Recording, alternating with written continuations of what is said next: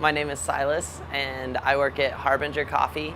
I've been working here since we opened about 6 months ago, and I like being a barista because of coffee.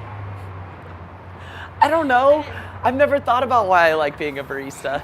I think the coffee process starts with your first interaction with the customer, because you need to figure out what kind of coffee they're looking for, whether they're just wanting a black cup of coffee or some form of a latte. First, we start off with a pre-dosed amount of coffee and run that through the grinder and then weigh it out again.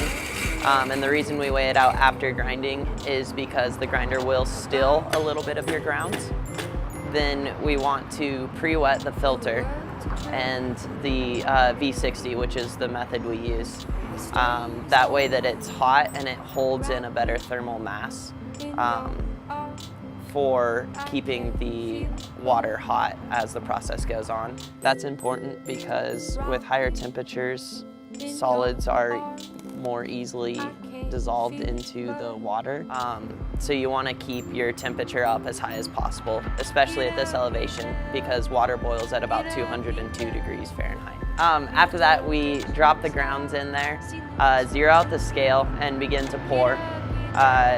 The first amount we put in is just double the weight of the grounds that we use, and then we do what's called a bloom. And you want to bloom it because when you roast coffee, it builds up CO2 and other gases inside the beans, and when you first pour the water on it, it releases those gases, and those gases will actually prevent the water from reaching the coffee, broken down coffee cells as well. And so by stirring, you're actually releasing that CO2 so that you can get a proper extraction. After that, you want to pour on about 100 grams of water and give it a little bit time to settle down. And the reason you do that is that you're able to keep the grounds into contact with the hot water for as long as possible, which helps to ensure an even extraction, because as the water leaves the V60, it'll leave grounds exposed to the air and not in the water. And so you want those to be in the water as long as possible. See the next one waiting. Get up, get down. Get up, get down. Get up. Sit in the scene with a pair of feet change. Get up, get down. Get up, get down.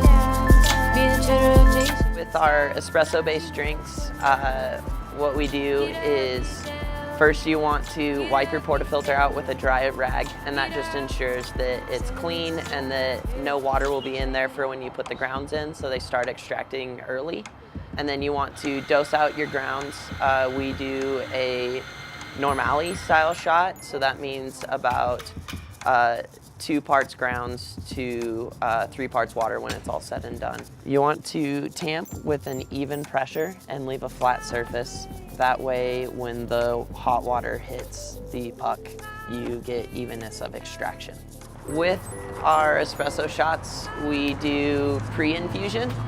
So we have 2 switches. The first switch will turn on the water